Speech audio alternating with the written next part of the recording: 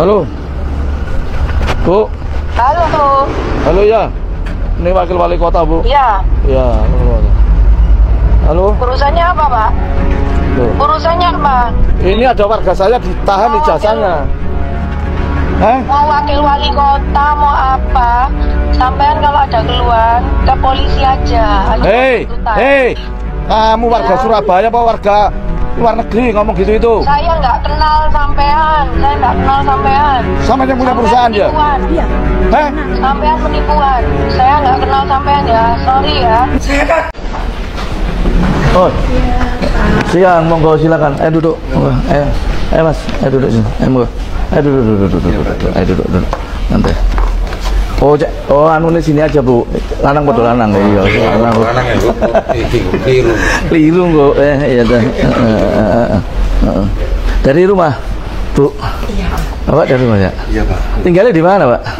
Di Prada. Oh, Prada. Prada Kali Kendal. Iya. Oh, lagi jadi artis, Bu ya? Saya, Pak. Ini saya pertama kali itu saya mohon maaf sama Pak Armanji. Kita ini salah paham. Bukan saya tuh nggak kenal orang kedua di Surabaya. Saya tuh taunya Bapak itu kan kadang-kadang saya buka TikTok, saya tinggal. Saya sering lihat podcastnya. Lihat ya. Saya yang lihat. Terus saya bilang, ini loh, kok orang ini kok baik ya, belanya orang-orang. Saya tuh nggak kenal, Pak. Kok nggak kenal tuh artinya itu. Berarti gak nyoblos aku ngilaan. Nyoblos ya. Nyoblos ya. Lah nyoblos. Guyon. Saya itu kok kita kapan ya? Ketemu Pak Armuji. Bus, gak usah kan. Saya ketemu Pak Armuji ono masa. Loh kok dilalah kejadian, Pak. Jadi ono malaikat lewat itu. Ono malaikat lewat. Tak foto dulu sama artis TikTok. Oke. Saya mohon minta maaf kalau misalnya pada saat telepon itu saya benar-benar nggak menyangka loh. Kalau ditelepon Pak Wali gitu loh, kita tidak nyangka. Nomor 2 nelpon saya, gitu loh, Pak. Loh, terus refleks kan saya kaget toh, Pak. Langsung ya? Iya, Pak. Kalau kaget tapi enggak ya kaget di dalam itu saya enggak kenal Anda gitu rasanya dengan apa ya, Kak? Karena kan saya itu terlatih ya, Pak.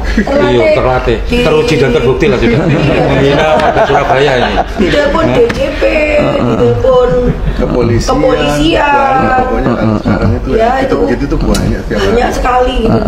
Ya. Jadi saya kira ini ya salah satu modus lagi. Iya.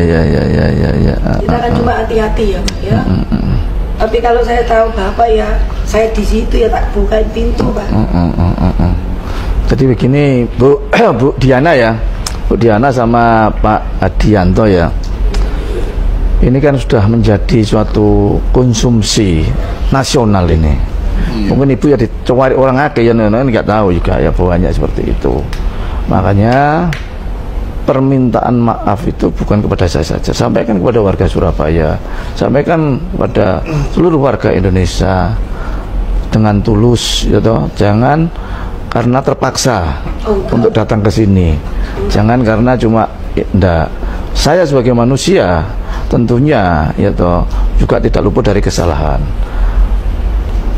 Di agama saya pun kalau orang sudah mengakui kesalahannya, maka kita juga wajib untuk memaafkan. Di agamanya Ibu pun juga sama, semuanya samalah. Agama menuntun hal yang benar. Tidak mungkin agama itu akan menyesatkan. Maka dari itu Ibu sampaikan bahwa permintaan maaf saya ini bukan cuma kalau saya secara pribadi ya memang kita harus memaafkan, apalagi ini kan juga masih di agama saya bulan Syawal ya ini ya, masih istilahnya unjung-unjung itu sih ono. Nah, makanya Ibu kesini ini unjung-unjung ke rumah saya si riyoyoan suguhane ya si ono aku ono jajan pasar macam-macam itu unjuk ya kita terima dengan baik. Artinya sudah mempunyai satu etiket baik supaya apa, supaya Kota Surabaya ini mari kita jaga dengan bersama-sama supaya tentrem, gak heboh. Kita tidak ada niatan untuk memojokkan salah satu, tidak ada, kita itu tidak ada. Saya terjun ke lapangan pun itu atas dasar suatu laporan. Tidak mungkin saya mencari pencitraan ujuk-ujuk sana untuk disetting, enggak. Karena semua itu dasarnya laporan. Bisa dilihat di video saya karena mereka datang ke rumah aspirasi. Lapor ke sana sini sudah mentok. Mungkin kalau lapor ke saya bisa ditangani langsung, makanya saya sigap. Nah, yang kedua, bahwa nantinya ya toh, ibu juga harus kooperatif. Kalau misalnya ada panggilan dari Dinasker atau dinas-dinas yang lainnya, karena kita merujuk dari bukti-bukti yang ada, beberapa kali panggilan ke perusahaan ibu tidak datang gitu loh, kita ada buktinya. Jadi alasan saya kenapa saya dipanggil di Disnaker karena alamat kan yang dituju, yang diserang itu kan Pak Andi Sunario di surat itu. Nah, yang dituju alamat perusahaan dan alamat surat menyurat ya, dan nama perusahaannya itu bukan milik suami saya. Miliknya siapa? Nah itu saya nggak bisa ngomong. Loh, masuk milik Demitra. Itu loh Pak. Jadi gini. Karena kan ini nggak ada sangkutannya. Ya. Kita bahas ini kan masalah dengan saya sama Pak Andi Sunario. Saya nggak mau melibatkan pihak lain. Enggak, artinya meskipun itu surat ditujukan ke Pak Andi, tapi Pak Andi itu kan juga termasuk yang anggap baik bekerja di situ. Ya harus hadir, jangan sampai saya sudah klarifikasi. Dibilangi salah alamat, salah, jangan. Lewat WA saya sudah klarifikasi. Jangan, harus hadir ya, hadir siapapun. Yang penting itu ada surat instansi resmi, ya harus hadir Bu. Jangan sebagai warga negara yang baik harus hadir, jangan nggak hadir nanti alasan salah alamat, ialah alamatnya Ayu Ting Ting. Alamat palsu. Padahal itu alamatnya Ayu Ting Ting lagi ya. Ya, kalau Ayu Ting Ting alamat palsu kan kayak gitu. Ya itu ini tolong diperhatikan betul. Ya toh? Itu tolong diperhatikan. Karena ini juga, ini saya terus terang, saya nyoting semua orang, mesti saya mesti permisi ini di live terus terang supaya tidak ada nanti, oh saya dicuri video saya, enggak. Ini terus terang, ini di live sama di live supaya clear semuanya. Selesai ini clear semuanya. Jadi tidak ada dusta di antara kita, kan begitu. Nyanyiannya siapa itu? Dusta di antara kita? Bruri. Iya ta. Kan begitu ya ta. Ya kita kan ya kita seneng Bu. Ini lawyer Surabaya Bu ini Bu. Bukan karena ada ibu terus enggak, karena ini mereka sudah janjian sejak lama. Lawyer ini Surabaya semua, dari Peradi, dari mana saja? Bukan semuanya lah. Semua lah. Ada sekitar 100 orang. Ya toh? Sekitarnya. Kalau ibu tidak cepat mengambil sikap seperti ini, mungkin besok orang-orang ini akan melaporkan ibu balik. Tapi karena itu kan saya sering terima telepon-telepon nggak dikenal, mengaku-ngaku. Ya karena Anda artis gitu, banyak yang kenal. Cuman gini loh Mbak, yang kita sayangkan jenengan juga sama teman-teman ini, beliaunya ini sudah datang dan menyebutkan identitas. Beliau ini Raja 2 nomor 2 Surabaya. Anda bilangnya Mbak peduli kamu wali kota apa? Loh mohon maaf Mbak, kalau jenengan ini hidupnya di alam goib gitu, mungkin dengan hati yang batu seperti itu enggak apa-apa Mbak. Ya. Makanya saya tadi ngomong Pak, saya sekali lagi minta maaf kalau memang itu benar Pak Armuji. Bukan saya tuh nggak kenal, saya tuh kan saya sudah sebutkan saya sering lihat podcastnya Pak Armuji, tapi kan saya ini bukan temennya Pak Armuji, terus saya tidak mengenali suaranya Pak Armuji, kemudian saya nggak video call, itu salah saya Pak. Nah makanya Mbak, kalau jenengan sudah mengakui kesalahan, ya monggo nanti jenengan sampaikan secara pribadi dengan beliaunya, mungkin beliau memaafkan. Ya, tapi jenengan ini sudah mencederai dan membuat heboh kota Surabaya, mencederai warga Surabaya, yang jenengan nanti sampaikan apa yang jenengan minta maaf itu jangan hanya di mulut saja, karena Anda hidup di tengah-tengah masyarakat. Ini Surabaya, bos. Surabaya itu parameter nomor 2 di Indonesia. Nomor siji. Nomor 1 di Indonesia. Loh, kalau kabupaten kota kita itu nomor siji. DKI itu provinsi nggak punya kota. Nah, itu makanya ini warga Surabaya. Saya mewakili teman-teman dari ASR, Aliansi Advokat Surabaya Raya. Ya, jujur aja, kita juga nggak ngerti kalau jenengan ini datang. Saya tadi sudah sampaikan, saya sudah koordinasi juga dengan Irwasda. Saya sudah koordinasi kalau memang tidak ada titik terang di sini, saya akan angkat sebagai warga Surabaya. Saya aslikan Musing Surabaya. Saya akan angkat. Saya putra daerah Surabaya. Dengan bahasan jenengan yang seolah-olah kayak Sena ya, hero power ya. Saya tidak peduli Anda wakil wali kota apa, aduh. Ini sangat mencederai, Pak. Jadi nanti secara pribadi minta maaf Kak Cakji, tapi jenengan secara umum juga warga Surabaya, bahkan di Indonesia, karena TikTok sampean ini sudah menyebar di mana-mana. Itu sampean juga harus bisa menyampaikan. Dan terkait hukum dan yang lain-lain, ya kita hormati nanti proses hukumnya. Kalau soal permintaan maaf mungkin oke, tapi nanti proses hukum yang timbul, ya kita akan hormati proses hukum yang akan ada juga. Selain itu juga yang perlu diingat, selain mencederai dengan kata-kata juga ada bikin pelaporan itu kan. Nah itu yang mungkin fatal ya, sampai ada bikin pelaporan. Kemudian kalau yang masalah video call itu, kalau telepon aja Anda merasa itu penipu, gimana coba kalau ada orang ujuk-ujuk video call, tambahkan lebih freak lagi, lebih aneh gitu. Jadi kalau dengan alasan kan nggak video call jadi saya nggak tahu gitu. Makanya Mbak, saya tuh kan ngomong ya Mbak ya, setahu saya kalau memang instansi yang resmi itu kan selalu surat penyeratan. Saya berkirim surat biasanya. Enggak, Pak. Gitu, Kalau sidak enggak. Kalau sidak itu tidak ada pemberitahuan dan surat, itu namanya sidak. Kalau ada pemberitahuan dan sidak udah disiapkan, Bos. Ya itu dia repotnya. Mbak kan bilang, tapi kan masalahnya kita nggak di tempat. Saya nggak di tempat. Iya betul. Mbak kan tadi di awal bilang saya ini sering loh ngeliatin Cakji, ngeliatin cara kerja Cakji. Iya betul. Jadi Mbak harus tahu dong kalau cara kerja Cakji itu memang langsung datang di tempat untuk eksekusi lo. Katanya udah lihat. Ya, saya lihatnya tuh sepotong-sepotong. Ya, ngapunten Cakji. Mungkin biar nggak terlalu melebar nanti, ya kan, debatnya. Ya monggo, nanti tergantung di Cakji. Kalau saya dari teman-teman praktisi hukum warga Surabaya, semua permintaan maaf diterima. Tapi ya itu tadi, permintaan maaf itu tidak hanya cukup kepada raja kedua di Surabaya, karena adalah warga Surabaya dan Indonesia. Nanti tergantung mbaknya.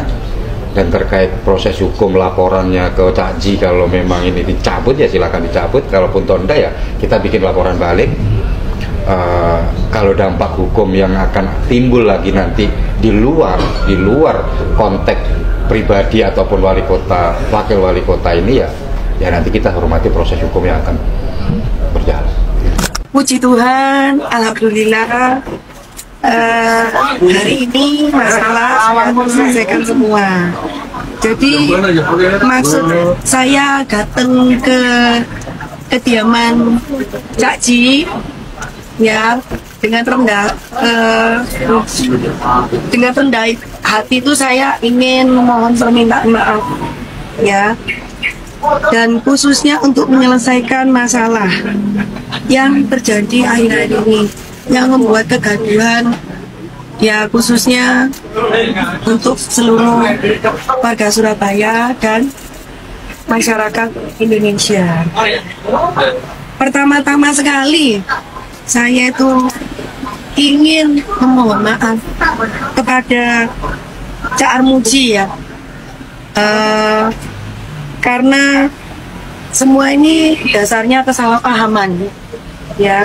Jadi saya itu sebenarnya tidak bermaksud mengatakan hal-hal yang tidak patut ya, seperti saya nggak kenal ya, maksud saya nggak kenal sama Pak Wali gitu loh ya, orang nomor 2-nya Surabaya ya, atau mengatakan Pak Wali ini penipu. Sebenarnya tuh saya nggak ada maksud seperti itu karena salah paham aja, karena memang pada saat itu saya posisi di luar kota dan cuma melalui by phone, dan ya karena saya sudah sering menerima telepon yang nggak benar, ya saya mohon maaf sekali kalau itu memang benar-benar Pak Wawali. Ya, saya sudah ngomong sendiri permintaan maafnya sama Cak Ji dan alhamdulillah gitu.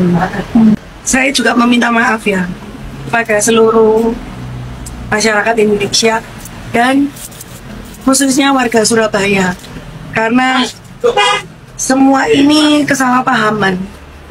Ya, sebenarnya dari pertama itu saya kepingin mediasi, tapi karena saya ketakutan gitu aja. Yang jelas saya di sini cuma mengklarifikasi bahwa puji Tuhan Cak Ji sudah menerima permintaan maaf saya. Ya, dan saya bersedia mencabut aturannya. Berarti udah sentuh hasil itu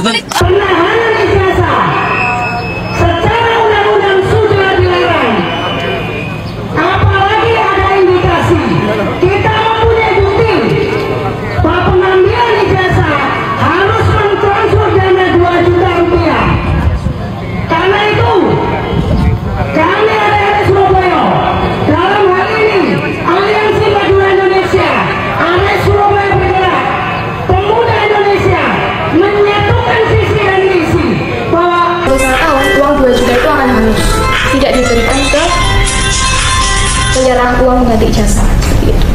Oh, kamu keluar gara-gara apa?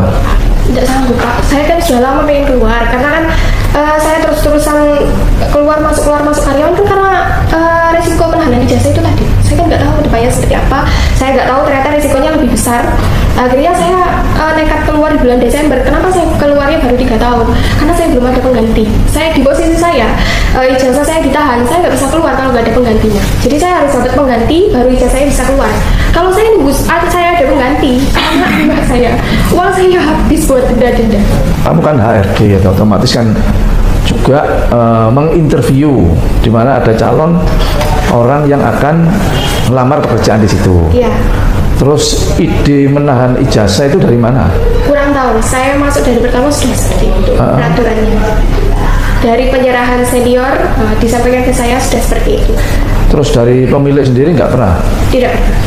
Menginstruksikan ijazah ditahan supaya ada denda 2 juta segala macam, komunikasi nggak pernah?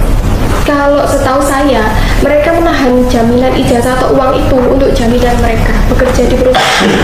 Kalau ijazah, nah itu untuk perusahaan supaya bisa mengeluarkan gaji karyawan. Nah ya, itu sudah komunikasi sama yang punya perusahaan. Tahu berarti yang punya perusahaan? Tahu. Enggak, yang punya perusahaan ini tahu. Memang mekanismenya harus seperti itu gitu. Iya. Oh. Iya. Karena seperti itu. Dari pertama saya interview juga seperti itu. Nah ya, itu mekanisme yang membuat aturan kan dari perusahaan. Iya. Dari pemiliknya kan begitu. Betul. Ya, itu yang tentunya perlu kita klarifikasi, perlu kita perjelas supaya tahu semuanya. Tuh. Kamu gajinya berapa? Saya dikit. Berapa dikit? 2,9. Selama 3 tahun itu 2,9. Itu kalau tidak ada potongan denda dan lain-lain. Didenda kenapa? Denda contoh saya kan tanggung jawabnya ke supir ya Pak. Supir. Kalau ada supir. Tanggung jawab supir, kalau misal supir bawa kendaraan fasilitas kantor ada yang rusak, dia memaksa keluar, yang mengganti saya. Oh gitu. Ada kerusakan spion patah, terus yang lain-lain lecet, itu saya yang mengganti. Saya yang didenda. Oh yang didenda kamu ya? Pernah kena denda gitu pernah? Sering Pak. Sering? Makanya itu saya keluar. Oh, sampai berapa dendanya gitu? 600, ada yang 3.300.000. Loh, lah 3.300.000 mulai jam masuknya? Jam pulangnya tidak bisa dipastikan. Enggak, masuk jam 8? Iya, jam 8:30 sampai jam 5. Jam 5? Kalau Sabtu jam 4 pulangnya. Oh, 3 tahun ya? Mulai tahun berapa persepsi? 2022. 2022 sampai? 2024. Pekerjaan, tetapi ketika di dalamnya gak bertahan sampai 2 minggu. Dia bilangnya seperti itu. Ternyata setelah saya masuk, saya 1 bulan saya coba dulu. Setelah 3 bulan saya udah gak sanggup, soalnya saya dilimpah-limpahkan Pak pekerjaannya. Dari sales counter ya Pak. Dari sales counter ke bagian kolian itu 1 minggu. Setelah itu habis 1 minggu di bagian fanbel 2 minggu di bagian ecer 1 minggu dilempar ke ke tokonya Dupa. Di Dupa itu juga sama bobroknya Pak. Barangnya nggak ada yang lengkap ini, tapi gaji kita ditahan. Kita juga sudah konfirmasi alasannya, nggak mungkin barang bisa hilang. Padahal di situ kita juga nggak tahu, gitu Pak. Setelah itu saya dapat 2 minggu saya dikembalikan lagi ke Margomulyo. Di Margomulyo terlalu penuh anak, dilempar lagi ke Dupa. Saya tadi bagian dilempar-lempar doang Pak di sana. Oke. Terus kerjanya serabutan semuanya Pak saya. Namanya siapa dari mana? Nama saya Ahmad Zamil, biasa kalau di teman-teman panggil Azamil. Berapa bulan nomor itu? Sekitar 3 bulan atau 4 bulanan. Sama juga kayak itu? Iya sama. Ijazahmu juga belum diambil? Sama. Waktu diambil gimana bilangnya? Ya itu, waktu itu kan saya pamit karena saking nggak kuatnya ya, karena tekanan dan lain sebagainya. Tekanannya ya apa tekanannya? Tekanannya itu seperti ini Pak, di situ kan kalau ada barang datang itu kolian ya Mas? Ya, Gitu ya, oil seal spare part, knock gitu. Jadi itu ada targetan itu kalau sehari berapa? 320 sehari. Nah itu ditimbang, kan awalnya ditimbang dulu, habis itu ditulisin berapa kilogram, terus habis itu difoto, terus diedit lagi nama fotonya, habis itu masih harus dibongkar, ngasih stiker Pak di dalamnya gitu, baru dilakban lagi gitu. Itu beratnya sih mulai dari 5 kilo atau sampai 25 kilo, 30 kilo sampai 30 kilo ada Pak. Nah dan itu acak. Sedangkan targetan itu menurut saya yang saya cari-cari itu sebenarnya yang targetan itu yang bisa nyampe target segitu dulu itu karena di seri Pak. Jadi serinya udah numpuk, udah serian numpuk dan namanya sama semua gitu. Jadi tinggal ditimbang, dikasih stiker dan lain-lain gitu. Nah itu kalau targetnya itu gak sampai selesai Pak, otomatis gaji itu gak keluar. Gak keluar ya? Ditambah itu terus ditahan Pak. Hari ini gak keluar, besok ditambah lagi 320 lagi gitu. Waktu itu saya ngekos sampai gak bisa makan, saya sakit pun saya harus kerja. Lembur-lembur malam sama anak. Lembur malam? Gak ada uang lembur ya? Gak ada. Udah gak bisa makan, udah ngekos, udah waktunya bayar. Gak bisa bayar kos? Ya terpaksa mungkin makan. Mungkin teman-teman yang lain pernah ngerasain juga ya sama saya. Rata-rata yang pernah di sana. Ada lagi itu yang saya paling nggak suka itu Pak ini Pak. Sebagai umat Muslim ya Pak, kalau kita Jumatan, potong. Kita itu dipotong. Loh, Jumatan dipotong? Iya. Kalau keluar Jumatan dipotong. Saya kalau keluar Jumatan maksudnya? 10.000. Dianggapnya itu gini Pak. Yang saya teliti lagi, maksudnya saya tanya konfirmasi lah ke karyawan lama. Jadi di mana itu jam istirahat berapa? 20 menit. Jam istirahat 20 menit? Jam istirahat 20 menit. Jadi kalau kita Jumatan otomatis kan lebih dari itu Pak. Iya jelas lah, setengah jam. Uang 10.000 itu dianggap mengganti waktu yang lebih dari jam yang ditentuin sama perusahaan. Itu sampai sekarang sih saya kok bisa gitu, kepikiran kayak gitu Pak. Maksudnya kan ini buat ibadah. Oh gitu ya, segitu ya? Sangar mulu kan? Wah, sampai yang saya sayangin ini sih Pak, mulai dari dulu ya sampai sekarang. Ya kalau buat anak-anak baru sih pastinya udah pasti tertekan ya. Jam ibadah sholat Jumat dianggap dipotong. Dianggap seperti kita istirahat Pak, istirahat lebih. Berarti istirahat 20 menit itu Pak, kita kalau yang mau keluar